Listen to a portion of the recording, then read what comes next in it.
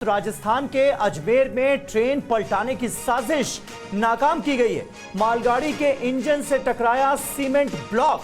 Up down दोनों tracks पर दो जगहों पर ये सीमेंट ब्लॉक्स रखे गए थे।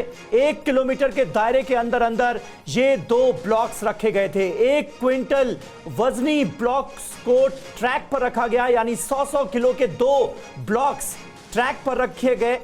अजमेर में सराधना और बांगड़ ग्राम स्टेशन के बीच की यह घटना बताई जा रही है।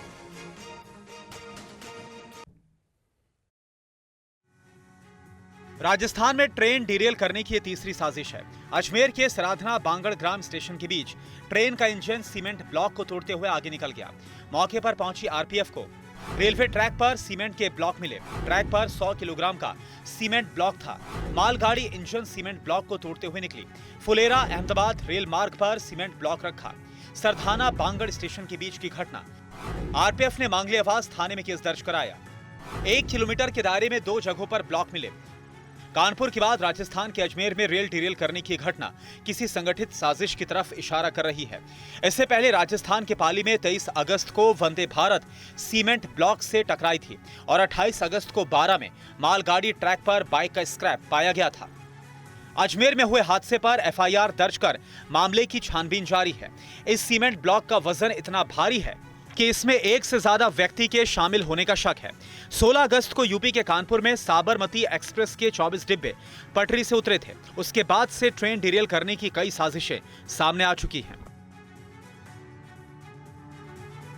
वहीं अजमेर के एसपी देवेंद्र कुमार विश्नोई ने घटना की डिटेल जानकारी दी है और बताया है कि वारदात से जुड़े हर एंगल पर जांच हो रही है।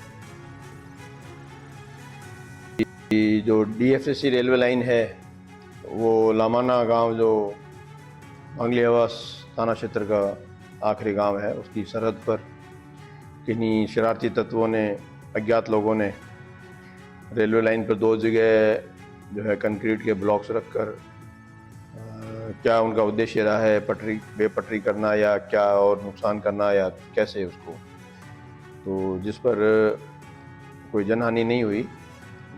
ट्रेन जो उन दोनों ब्लॉक्स को तोड़ती हुई आगे निकल गई और जिस पर एसएचओ सीओ अधिकारी मौके पे गए हुए हैं और मुकदमा दर्ज जो है कर लिया गया 173/24 और 150, 152 रेलवे एक्ट में और 3PDP एक्ट में। और टीमें मैंने भी लगाई हैं मेरी तरफ से, जो डीएसपी डीएसटी की टीमें हैं, जो बंदे काम करने वाले हैं, ये उन गाँवों में पता करें कि ऐसा कौन आदमी हो सकता है, किसका मूवमेंट उस तरफ रहा है। तो उम्मीद है जल्दी ही इसको भी पता कर लेंगे।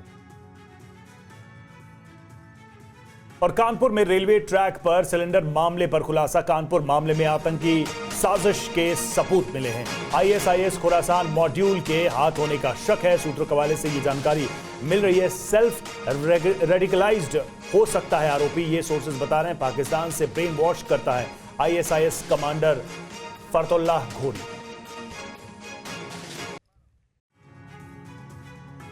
कानपुर के पास रेलवे ट्रैक पर सामने आई साजिश को लेकर तमाम जांच एजेंसियां हाई अलर्ट पर हैं। अब इस साजिश के पीछे खुरासान मॉड्यूल का खुलासा हुआ है। शक है कि पाकिस्तानी खुफिया एजेंसी आईएसआई के इशारे पर आईएसआईएस ने ट्रेन पलटाने की साजिश रची थी। यही वजह है कि कानपुर में रेल के खिलाफ विस्फोटक साजिश किसकी। शुरुआती जांच में टेरर लिंक के सबूत मिले हैं। साजिश रचने वाला सेल्फ रेडिकलाइज आईएसआईएस के खुरासान मॉड्यूल के हाथ का शक। सोशल मीडिया के जरिए ब्रेन वॉश के मॉड्यूल का खुलासा। सोशल मीडिया से बॉम्ब बनाने की ट्रेनिंग का शक। पाकिस्तान में आईएसआईएस कमांडर फरतुल्लाह घोरी ने दी ट्रेनिंग। फरतुल्लाह घोरी ने ऑडियो से रेल साजिश के लिए भड़काया। दरअसल पाकिस्तान में बैठे आतंकी ऑनलाइन और सोशल मीडिया के जरिए नौजवानों को कट्टरपंथी बना रहे हैं। फरतुल्लाह घोरी भी इसी की एक कड़ी है, जो सोशल मीडिया पर आतंक का कोचिंग सेंटर चलाता है। कुछ दिन पहले भी इसने एक वीडियो जारी किया था। कानपुर ट्रेन डीरेल साजिश के इसी आतंकी मॉड्यूल को देखते हुए एनआईए, एटीएस समेत तमाम सुरक्षा एजेंसियों ने इसकी तफ्तीश शुरू कर दी है। आरपीएफ, आईबी और लोकल पुलिस भी जाँच में जुटी है। और दिल्ली की सियासत से जुड़ी बड़ी खबर है। अरविंद केजरीवाल सरकार को बर्खास्त करने की मांग की गई है। बीजेपी विधायकों ने राष्ट्रपति को लिखा है खत। राष्ट्रपति ने गृह मंत्रालय को चिट्ठी भेज दी है। चिट्ठी में दिल्ली में संवैधानिक संकट का दिया गया है हवाला। तो ये वो चिट्ठी आपको दिखा रहे हैं, नेता प्रतिपक्ष विजेंद्र गुप्ता की तरफ से राष्ट्रपति द्रौपदी मुर्मू को यह चिट्ठी लिखी गई है और इसमें दिल्ली में संवैधानिक संकट का हवाला देकर दिल्ली सरकार को बर्खास्त करने की मांग की गई।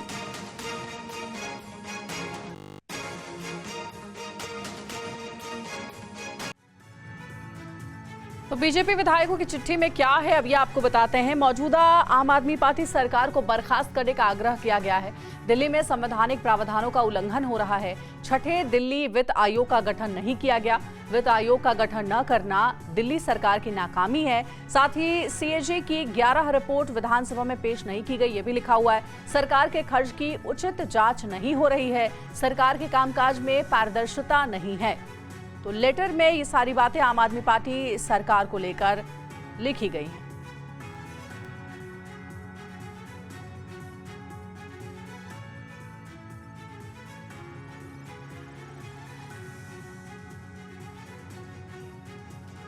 वहीं राष्ट्रपति को बीजेपी के पत्र पर बोली दिल्ली की मंत्री आतिशी, बीजेपी चुनाव आने से पहले हार मान चुकी है, सरकार को बर्खास्त कराना चाहती है। बीजेपी का एकमात्र उद्देश्य है दिल्ली सरकार को गिराना।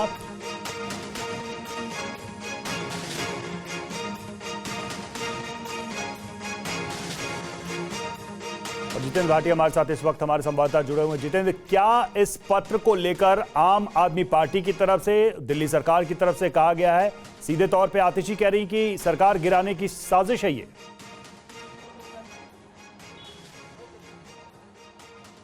बिल्कुल, देखिए आतिश ने साफ तौर पे कहा है और कहा है कि बीजेपी की शिकायत दे रहे हैं राष्ट्रपति को, दरअसल इसके पीछे साजिश है। उन्होंने कहा कि चुनाव में भाजपा की 0 सीट आएंगी, इसको लेकर के साजिशें रचते हैं और भाजपा लगातार कोशिश कर रही है कि दिल्ली की जो सरकार है उसको गिराया जाए। कुल मिलाकर जो विवाद इससे शुरू हुआ है कि 30 अगस्त को जो भाजपा के विधायक हैं वो राष्ट्रपति भवन गए थे, उन्होंने ज्ञापन दिया था और कहा था कि दिल्ली के अंदर सब कुछ ठीक नहीं चल रहा है, चाहे छठे वेतन आयोग की बात हो या कैग रिपोर्ट की बात हो। इनका हवाला दिया गया और कहा कि दिल्ली में संवैधानिक संकट पैदा हो चुका है, तो ऐसे में दिल्ली की सरकार को बर्खास्त कर देना चाहिए।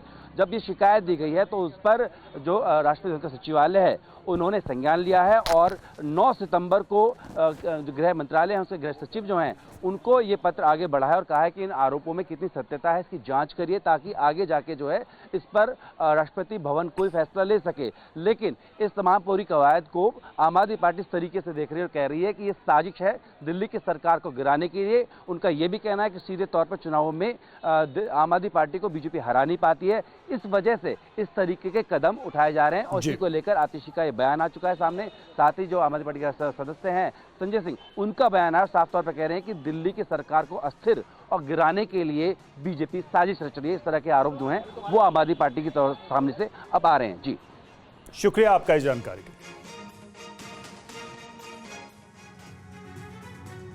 और अहम खबर आम आदमी पार्टी के खेमे से। आम आदमी पार्टी ने हरियाणा विधानसभा चुनाव के लिए उम्मीदवारों की दूसरी सूची जारी कर दी है। इस सूची में 9 प्रत्याशियों के नाम घोषित किए गए। ये आम आदमी पार्टी के उम्मीदवारों की दूसरी सूची है। इस लिस्ट में 9 उम्मीदवारों के नाम का ऐलान किया गया।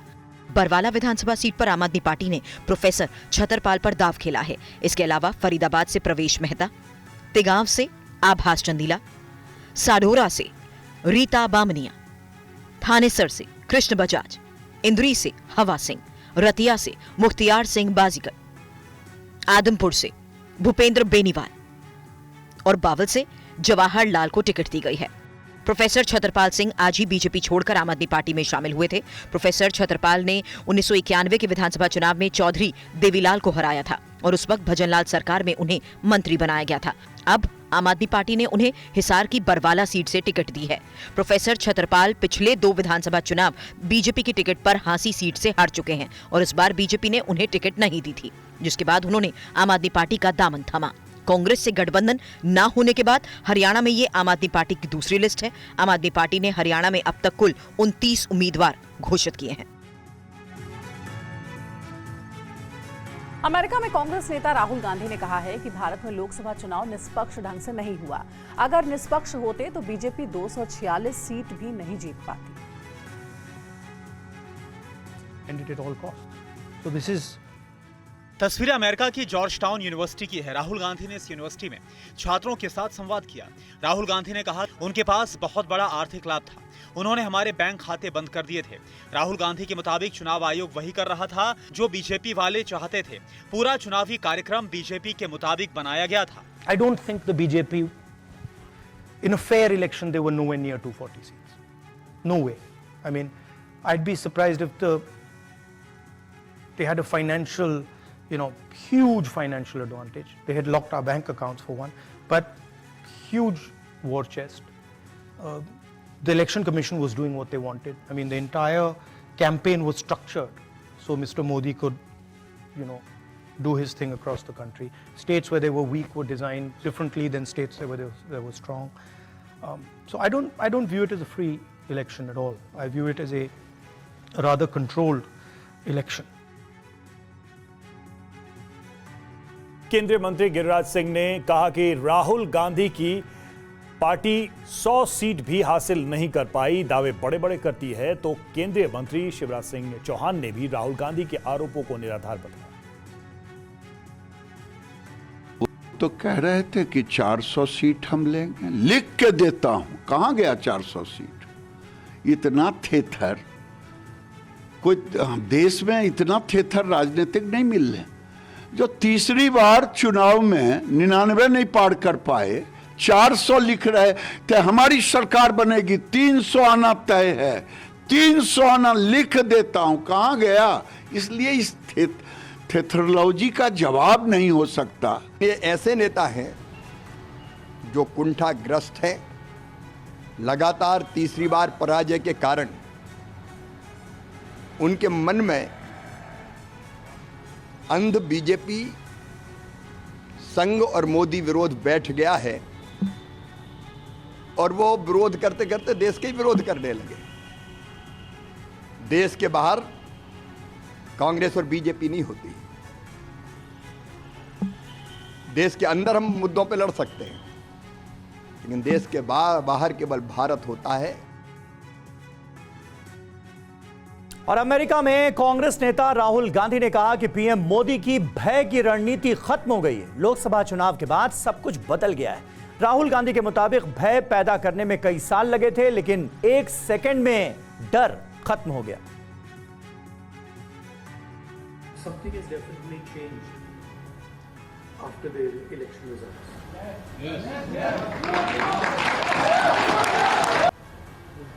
डर निकल गया, डर नहीं लगता अब डर नहीं लगता, डर गायब हो गया। तो it's interesting to me that BJP ने कितना, मोदी जी ने कितना डर फैलाया, एजेंसीज का दबाव, मीडिया का दबाव, इनकम टैक्स डिपार्टमेंट,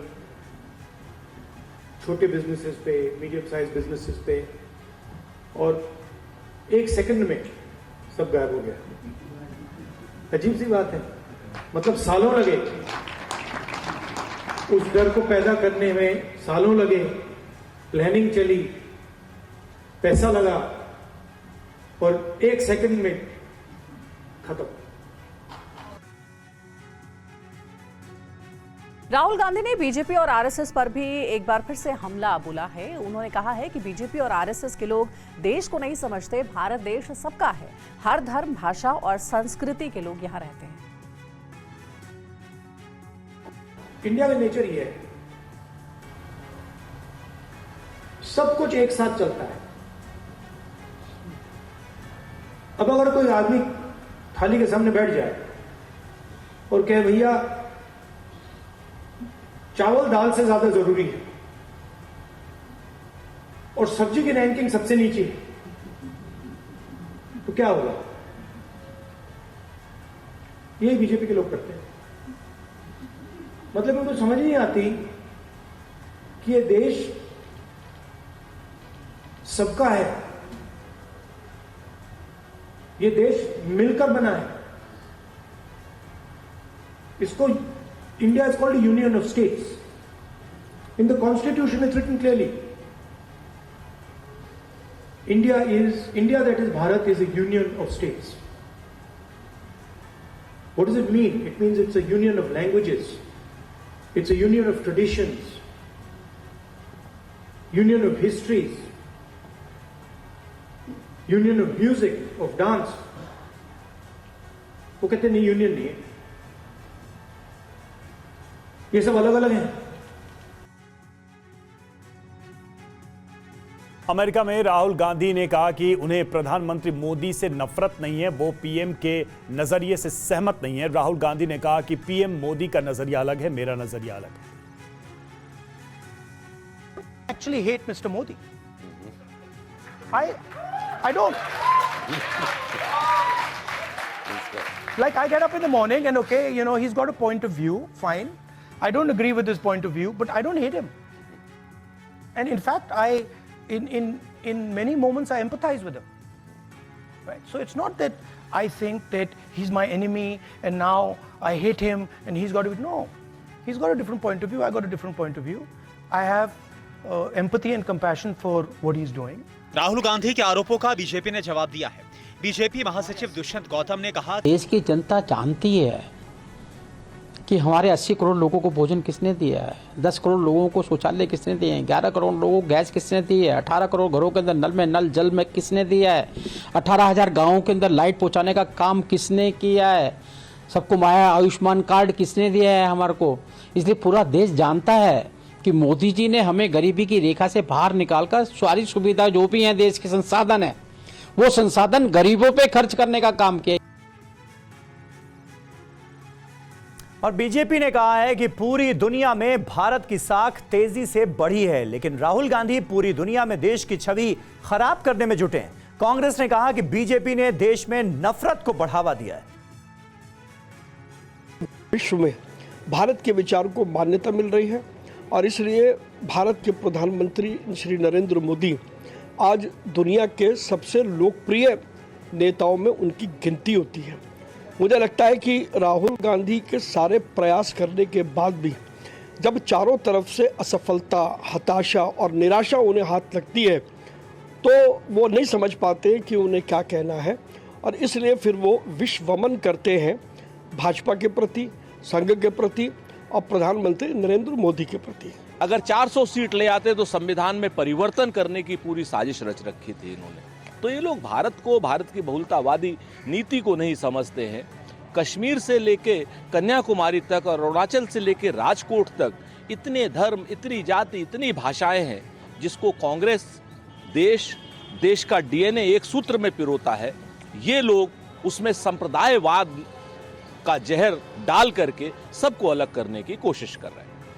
और अब बात हरियाणा चुनाव पर बड़ा असर डालने वाले एक्सक्लूसिव इंटरव्यू की। टीवी 9 भारतवर्ष पर कांग्रेस सांसद कुमारी सैलजा का बड़ा बयान। सैलजा ने कहा, हरियाणा में दलित मुख्यमंत्री क्यों नहीं बन सकता? अगर मैं मुख्यमंत्री बनना चाहती हूं तो दिक्कत क्या है सीएम पद पर? टीवी 9 भारतवर्ष के सवाल पर कुमारी सैलजा ने कहा कि हां, मैं मुख्यमंत्री बनना चाहती हूं। हरियाणा चुनाव से पहले कांग्रेस की कुमारी सैलजा ने यह बड़ा दावा किया है टीवी 9 भारतवर्ष से एक्सक्लूसिव बातचीत करते हुए। उन्हें भूपेंद्र सिंह हुड्डा का विरोधी कहा जाता है और यह बयान अब जाट वर्सेस दलित के तौर पर देखा जा रहा है।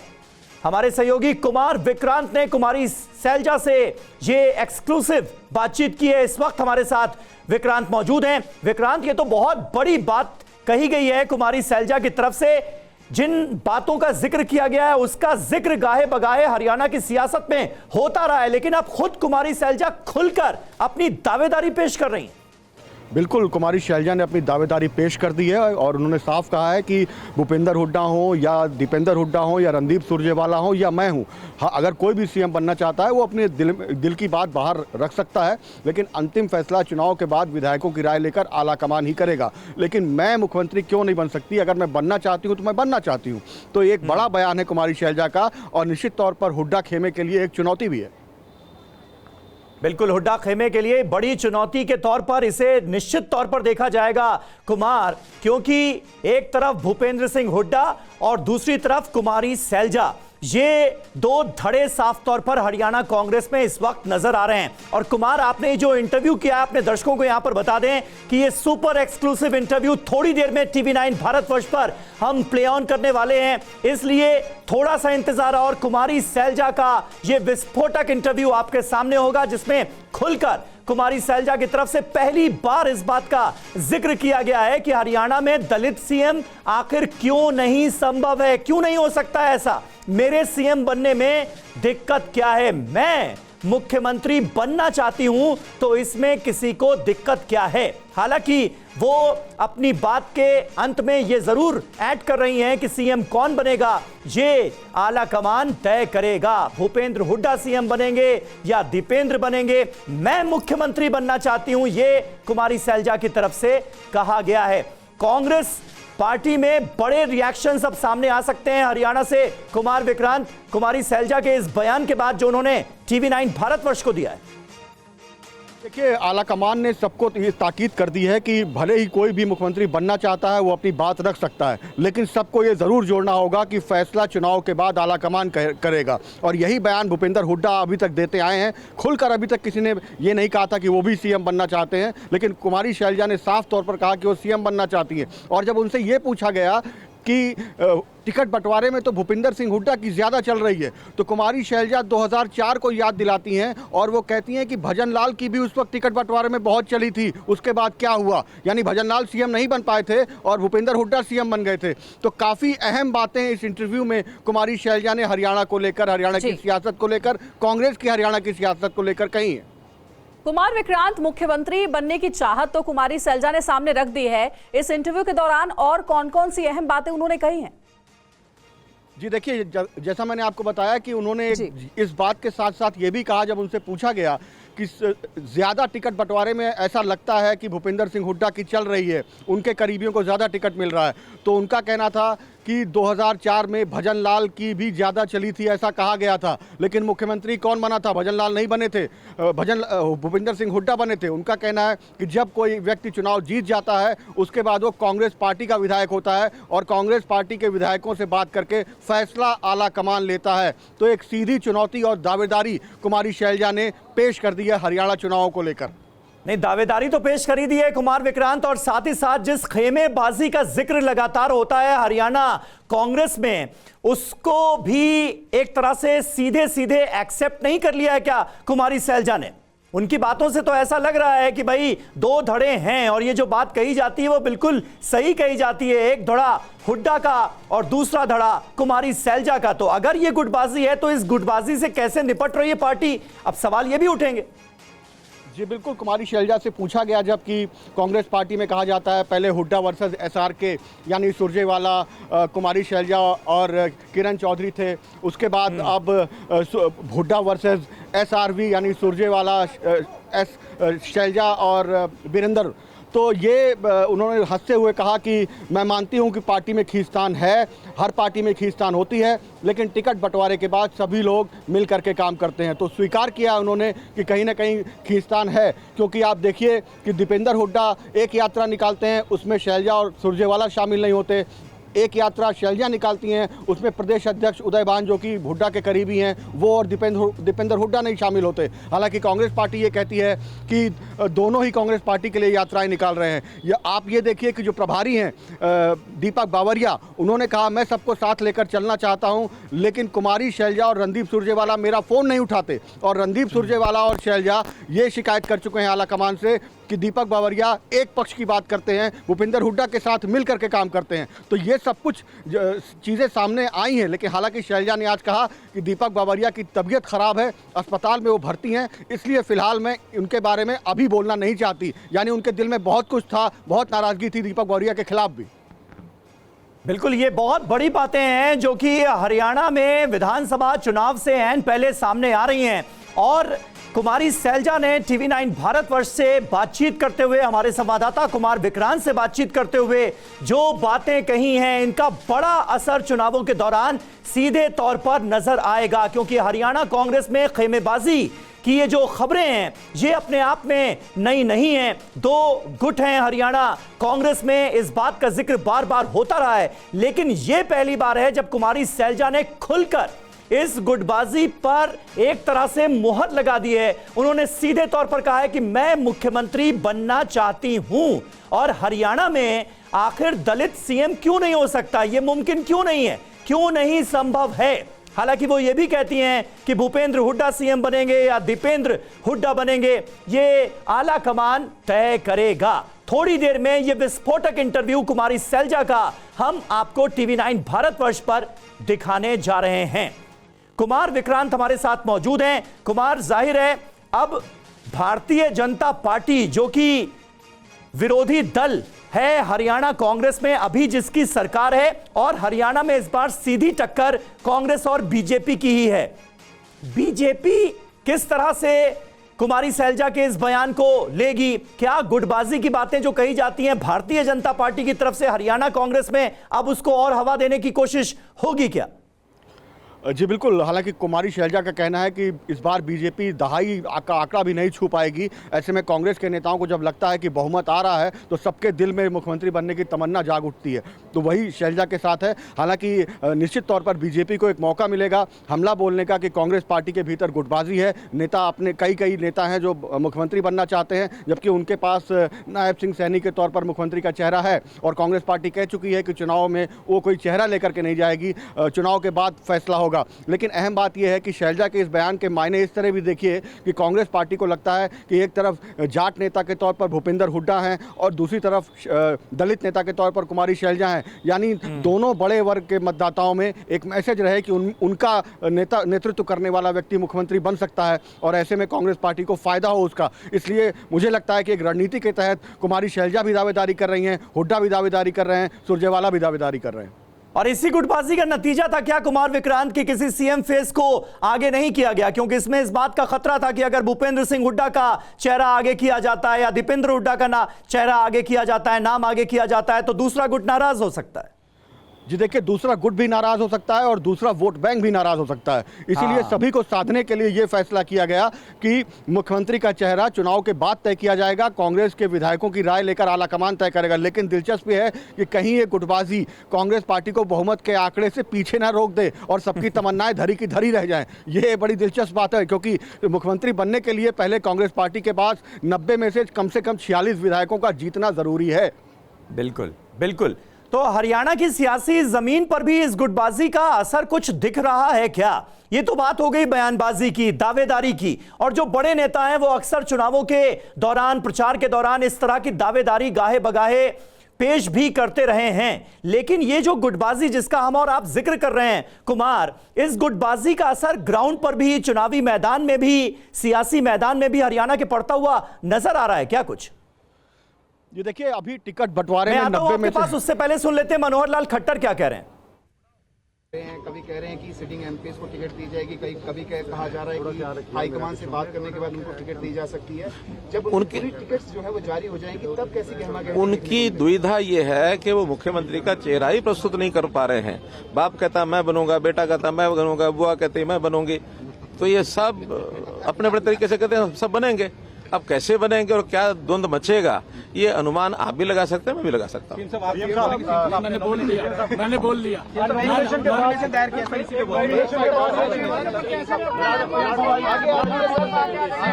क्या बताएंगे? नॉमिनेशन दायर किया आपने आज यहाँ पे, बड़ा इंतजार, आपने शब्दों में आज तंज भी कैसा कांग्रेस के? देखिए, लाडवा की जनता का आज भरपूर आशीर्वाद मिला है और ये ऐतिहासिक नॉमिनेशन का कार्यक्रम था कि पूरा का पूरा लाडवा आज सड़कों के ऊपर था। आप लोगों ने देखा है, अपने बेटे भाई को आशीर्वाद देने के लिए आज पूरा लाडवा सड़कों पे आया है।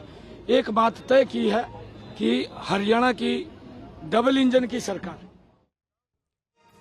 तो देखिए, हरियाणा के पूर्व मुख्यमंत्री मनोहर लाल खट्टर को आप सुन रहे थे। TV9 भारतवर्ष की इस एक्सक्लूसिव खबर के बाद ये पहला बयान मनोहर लाल खट्टर का सामने आया है कि कांग्रेस सीएम चेहरा ही तय नहीं कर पा रही है। TV9 भारतवर्ष के इंटरव्यू को लेकर ये पहला बयान मनोहर लाल खट्टर का सामने आया है। कुमारी सैलजा से TV9 भारतवर्ष ने जब एक्सक्लूसिव बातचीत की है तो उनकी तरफ से क्या कहा गया, ये हमने आपको थोड़ी देर पहले बताया। मनोहर लाल खट्टर का इस इंटरव्यू के बाद पहला बयान सामने आया है जिसमें उन्होंने कांग्रेस पार्टी पर यही कहते हुए हमला बोला है कि कांग्रेस दरअसल मुख्यमंत्री का चेहरा तय नहीं कर पा रही है। तो जिस बात का जिक्र कुमार विक्रांत थोड़ी देर पहले हम कर रहे थे, देखिए पहला हमला हो गया। मनोहर लाल खट्टर ने कह दिया कांग्रेस तो सीएम फेस ही नहीं तय कर पा रही है हरियाणा में।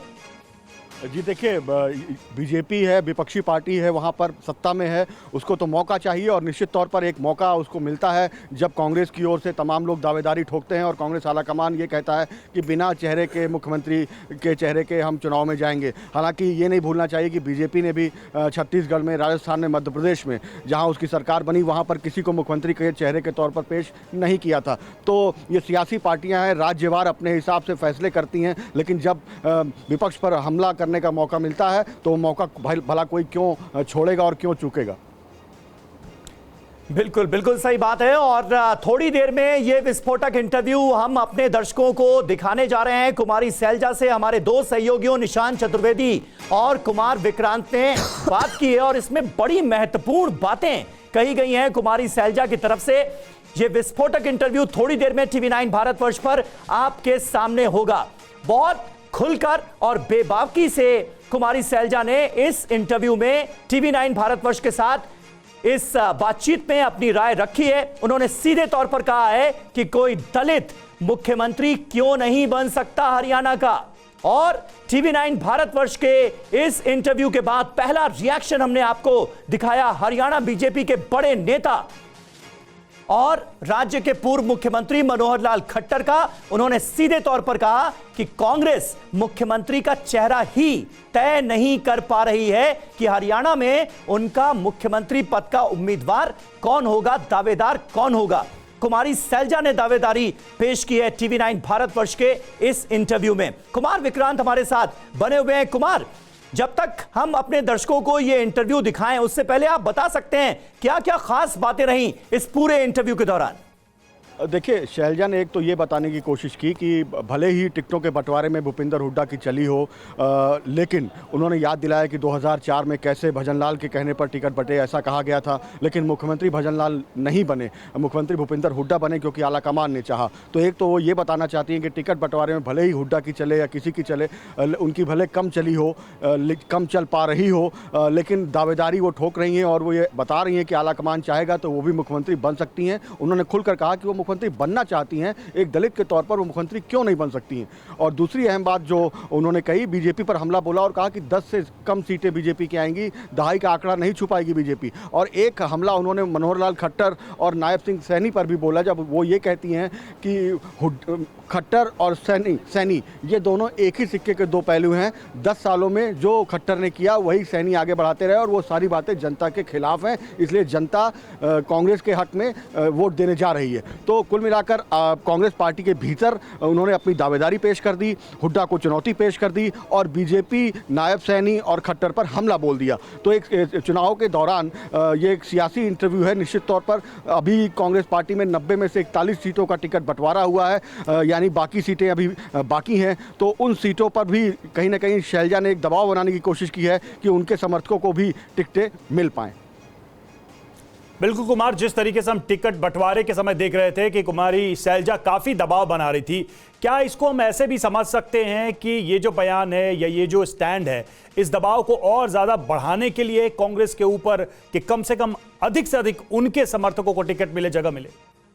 देखिए, शैलजा ने इस बयान से एक तीर से कई निशाने साधे हैं और कहीं ना कहीं आलाकमान की रणनीति भी यही है कि एक तो शैलजा चाहती है कि उनके समर्थकों को टिकट मिले, उनके समर्थकों के टिकट हुड्डा के दबाव में कटे नहीं, एक तो ये है। दूसरा ये है कि वो मुख्यमंत्री बनना चाहती हैं, इसके ज़रिए वो दलित वोट बैंक में एक संदेश देना चाहती हैं कि कांग्रेस, और हुड्डा का नाम तो पहले से बड़ा है हरियाणा की राजनीति में, कांग्रेस की ओर से 10 साल मुख्यमंत्री रहे हैं वो। तो जाट वोट बैंक, दलित वोट बैंक और मुस्लिम वोट बैंक, ये तीनों कांग्रेस का बेस वोट है। तो इस सभी को, दोनों वर्गों को लगे। जब आप बात कर रहे हैं तो हम पहला फ्रेम हमारे पास आ चुका है इस इंटरव्यू का, वो फ्रेम भी हमने अपने दर्शकों को दिखाया और थोड़ी देर में ये पूरा इंटरव्यू TV9 भारतवर्ष पर आप देख सकते हैं, जिसमें कुमारी सैलजा ने हरियाणा चुनाव से जुड़ी बहुत इंपॉर्टेंट बातें कही हैं। बात हरियाणा चुनाव पर असर डालने वाले इंटरव्यू की। TV9 भारतवर्ष पर कांग्रेस सांसद और हरियाणा कांग्रेस की बड़ी नेता कुमारी सैलजा ने बड़ा बयान दिया है। कुमारी सैलजा ने कहा है कि हरियाणा में दलित मुख्यमंत्री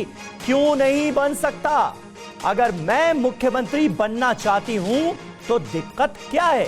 सीएम पद पर TV9 के सवाल पर कुमारी सैलजा ने कहा कि हां, मैं सीएम बनना चाहती हूं, मैं मुख्यमंत्री बनना चाहती हूं। हरियाणा चुनाव से पहले कांग्रेस की बड़ी नेता कुमारी सैलजा का ये बड़ा दावा है। सुनिए इस इंटरव्यू का एक हिस्सा। इसमें अगेन दो बातें हैं। एक तो दलित मैं हूँ और इसका मुझे गर्व है। एक समुदाय से मैं आती हूँ और हमको कई पीढ़ी लगी हैं कि आज मैं यहाँ तक पहुँची हूँ कि आप मेरे से बात भी कर रहे हैं कि आप मुख्यमंत्री बन सकती हैं, क्या है। तो इस लेवल तक एकदम तो हम आ नहीं सकते कि कुछ लोग जल्दी आ सकते हैं, लेकिन हमारे जैसे लोगों को बहुत टाइम लगता है और लगा है पीढ़ियाँ लगी हैं यहाँ तक पहुँचने में। तो ये तो एक चीज़ है कि भाई मुख्यमंत्री बनना, इच्छा रखना, इसमें कौन सी मतलब rather than being on the back foot, front foot में खेलने में क्या दिक्कत है। और फिर एक बात और मैंने कहा, जैसे एक जगह पैदा होना वो रियलिटी है, लेकिन दूसरी बात है एक्सेप्टेबिलिटी। और मैं गर्व से कह सकती हूँ कि हमारे यहाँ हरियाणा में 36 बिरादरी कहते हैं। मैं गर्व से कह सकती हूँ कि 36 बिरादरी को मैं रिप्रेजेंट करती हूँ और लोग मुझे एक्सेप्ट भी करते हैं। अभी मैं चुनाव लड़ा मैंने सिरसा से, आपने देखा पहले तो मैं अम्बाला से लड़ रही थी, अब एकदम सिरसा में जब गई तो सिरसा के लोगों ने खुद बुलाकर मुझे वहाँ से चुनाव लड़वाया और बहुत हाई मार्जिन से मुझे जिताया। तो 36 बिरादरी ने मुझे जिताया वहाँ पर। तो कुमारी सैलजा को आपने सुना, इस इंटरव्यू में बहुत अहम बातें उनकी तरफ से कही गई हैं। सीएम का फैसला आलाकमान करेगा, लेकिन दलित मुख्यमंत्री क्यों नहीं हो सकता हरियाणा का, ये कहा है कुमारी सैलजा ने TV9 भारतवर्ष से इस इंटरव्यू में। कुमार विक्रांत हमारे साथ मौजूद हैं जिन्होंने इंटरव्यू किया है कुमारी सैलजा का, उनसे भी हम बात करेंगे, लेकिन उससे पहले एक और बयान कुमारी सैलजा का आपको सुनवाते हैं। कुमारी सैलजा इतने दिन राजनीति में रहने के बाद अब उनको लगता है कि वो भी मुख्यमंत्री बनना चाहती हैं, बन सकती हैं। Is it a bad thing? नहीं, बिल्कुल, बट क्या ये आपकी इच्छा है? देखो, हर एक की इच्छा होती है, क्यों नहीं होगी। अपनी इच्छा मतलब ये तो नहीं है ना कि कुछ ही लोग इच्छा जाहिर करें और बाकी सब बैठे, क्यों? ये तो it's an open field, high command has to decide, all of us have to work और सबने काम किया है। अब देखो, मैं किसी और पर क्यों टिप्पणी करूं, मैं तो अपनी बात कह सकती हूं कि इतना समय है, लोग भी हैं, सब कुछ है और काम करने की इच्छा है। आगे देखो, इच्छा रखना एक खाका है और हाईकमांड क्या फैसला करता है वो एक दूसरी चीज़ है। और कुमार विक्रांत हमारे साथ मौजूद हैं। बहुत बेबाकी से इस इंटरव्यू में आपके सवाल के जवाब में अपनी राय कुमारी सैलजा ने विक्रांत रखी है। साफ तौर पर कह रही हैं कि अगर इच्छा है तो क्यों ना बताया जाए, क्यों ना उसे जाहिर किया जाए। बैक फुट पर क्यों खेलें, फ्रंट फुट पर खेलने में क्या दिक्कत है? और वो ये भी कहती हैं कि कुछ ही लोग क्यों इच्छा रखें, बाकी लोग क्यों नहीं रख सकते। तो ये एक तंज है भूपेंद्र हुड्डा पर और कहीं ना कहीं दीपेंद्र हुड्डा पर, ये उन्होंने तंज भी कसा है। लेकिन अहम बात यह है कि कुमारी सैलजा एक दबाव बनाना चाहती हैं कि जो अभी टिकटों का बंटवारा अभी बाकी है जिन सीटों पर, वहाँ पर उनके समर्थकों को मिले। और साथ ही साथ जब वो ये कहती हैं कि उनसे पूछा जाता है कि भूपेंद्र हुड्डा के समर्थकों को ज़्यादा टिकट मिल रहा है, तो कहती हैं टिकट ज़्यादा भजन लाल के समर्थकों को ही मिला था 2004 में, ऐसा कहा जाता है, लेकिन मुख्यमंत्री कौन बना? भजन लाल तो नहीं बने। तो वो लगातार एक पैरेलल हुड्डा के पैरेलल नेता के तौर पर दिखाई पड़ना चाहती हैं। और कांग्रेस पार्टी की रणनीति भी है कि मुस्लिम के साथ साथ दलित और जो जाट वोटर उसको लगता है उसका कोर वोटर है, वो दोनों समुदायों को लगे कि उनके यहाँ से कोई मुख्यमंत्री बन सकता है। तो इसीलिए कांग्रेस आलाकमान को भी इस बयान से बहुत ज़्यादा दिक्कत नहीं है। लेकिन दिक्कत तब आती है जब दोनों के समर्थक ग्राउंड लेवल पर आपस में झगड़ा करना शुरू कर दें। तो ये सारी चीज़ें, तस्वीर जो है वो टिकट बंटवारे के बाद, यानी 12 तारीख को नॉमिनेशन की आखिरी तारीख है, उसके बाद नज़र आएगा कि इस तरीके के बयान कांग्रेस पार्टी को फ़ायदा देते हैं या ज़मीन पर नुकसान पहुंचाते हैं। ये इंपॉर्टेंट बात आप कह रहे हैं कि अगर इस तरह के बयानात दोनों खेमों से दिए जाते हैं तो कुल मिलाकर कांग्रेस की जाट और दलित पॉलिटिक्स को अगर देखा जाए हरियाणा में, तो ये कांग्रेस पार्टी के लिए फायदेमंद भी साबित हो सकता है। ये इंपॉर्टेंट बात है। लेकिन अभी कुमारी सैलजा का जो बहुत महत्वपूर्ण बयान आपके इंटरव्यू का जो हिस्सा हमने अपने दर्शकों को टीवी 9 भारतवर्ष पर दिखाया है, उसके बाद हुड्डा कैंप में कुछ हलचल मचेगी क्या कुमार? देखिए, अभी फिलहाल हुड्डा से जब ये सवाल पूछा गया तो उनका यही कहना है कि कोई भी आदमी अपनी इच्छा जाहिर कर सकता है, आलाकमान फैसला करेगा। दरअसल मैं आपको बता दूं, सूत्रों के मुताबिक जब सारे नेताओं ने ये शिकायत करी कि दीपक बावरिया एक पक्ष ले रहे हैं, जब सुरजेवाला और शैलजा ने शिकायत करी, उसके बाद आलाकमान ने सभी नेताओं को ताकीद कर दी कि कोई भी मुख्यमंत्री बनने की दावेदारी भले पेश कर दे, इच्छा भले जता दे, लेकिन पार्टी की लाइन क्लियर है कि मुख्यमंत्री का फैसला विधायक जो है आलाकमान की से राय लेने के बाद फैसला किया जाएगा, यानी चुनाव के बाद फैसला होगा, चुनाव के पहले कोई चेहरा नहीं आएगा। इसलिए मुझे नहीं लगता कि बहुत ज़्यादा इस पर तीखी टिप्पणी हुड्डा कैंप की तरफ से आएगी, लेकिन ये ज़रूर है कि सचेत ज़रूर हो गया होगा हुड्डा कैंप, क्योंकि जब वो 2004 याद दिला रही हैं और ये भी बता रही हैं कि सीटें भले आप ज़्यादा ले लीजिए, उम्मीदवार आप अपने करीबी ज़्यादा खड़े कर लीजिए, चुनाव के बाद सभी कांग्रेस के विधायक हो जाते हैं। तो निश्चित तौर पर दिलचस्प सियासी जंग है हरियाणा कांग्रेस की, जो कि अब शुरुआत हो चुकी है, और ज़मीन पर ये कितना नुकसान करती है फ़ायदा, ये टिकट बंटवारे के बाद यानी 11-12 तारीख के बाद दिखाई पड़ने लग जाएगा। जी, बहुत शुक्रिया आपका कुमार विक्रांत हमारे साथ जुड़ने के लिए। और इस एक्सक्लूसिव इंटरव्यू में जो अहम बातें कुमारी शैलजा की तरफ से कही गई हैं, वो इस बार चुनावों पर बड़ा असर डालने वाली हैं, इसमें कहीं कोई शक नहीं है। और देखिए, पहला रिएक्शन भी आया मनोहर लाल खट्टर का, हरियाणा के पूर्व मुख्यमंत्री का, जिसमें वो कहते नजर आए कि सीएम का फेस, सीएम का चेहरा तय नहीं कर पा रही है कांग्रेस पार्टी, ये उनका पहला रिएक्शन। और वहीं हरियाणा के सीएम नायब सिंह सैनी ने टीवी 9 भारतवर्ष से कहा, हरियाणा में तीसरी बार बीजेपी की सरकार बनेगी। जनता ने तय कर लिया है कि बीजेपी की सरकार तीसरी बार बनेगी। 8 अक्टूबर को बीजेपी की सरकार बनने जा रही है, ये तय हो जाएगा। कोई नेता बीजेपी से नाराज नहीं है, ये कहा है नायब सिंह सैनी ने। हरियाणा के मुख्यमंत्री नायब सैनी नामांकन दाखिल करने के लिए जा रहे हैं, रोड शो आयोजित किया गया है। सीएम साहब नामांकन दाखिल करने के लिए जा रहे हैं, तीसरी बार जीत को लेकर कितना आश्वस्त हैं आप? देखिए, ये हरियाणा की जनता ने तय कर लिया है, तीसरी बार भारतीय जनता पार्टी की बहुत बड़े मैंडेट के साथ सरकार बन रही है। आज जो लोगों का हजूम, जो आशीर्वाद, जो प्यार आज उमड़ करके आया है, इस बात का ये परिणाम है कि 8 अक्टूबर को जब रिजल्ट आएंगे, भारतीय जनता पार्टी तीसरी बार मोदी जी के नेतृत्व में। जिनको टिकट नहीं मिल रही सर, वो नाराज है, बगावत कर रहे हैं? नाराज नहीं है, वो काम पे लगेंगे सब। अच्छा, आम आदमी पार्टी और कांग्रेस से टक्कर मानते हैं आप? कोई टक्कर नहीं है, दोनों भ्रष्टाचार की दलदल में फंसे हुए हैं, कोई जेल में है, कोई बेल पर है। और मैं आम आदमी के नेताओं को कहना चाहूँगा कि पंजाब में पंजाब के किसानों की फसल को MSP पर खरीदने की घोषणा। और जुलाना में विनेश फोगाट से टक्कर मानते हैं सर? जुलाना में विनेश फोगाट से टक्कर मानते हैं? तो सीएम नायब सैनी इस वक्त एक रोड शो कर रहे हैं और दावा कर रहे हैं कि तीसरी बार उनको जीत मिलेगी। लाडवा विधानसभा क्षेत्र से नामांकन भर रहे हैं और उसके साथ ही वो जीत का दावा भी कर रहे हैं, कह रहे हैं कि तीसरी बार बीजेपी की सरकार बनने जा रही है।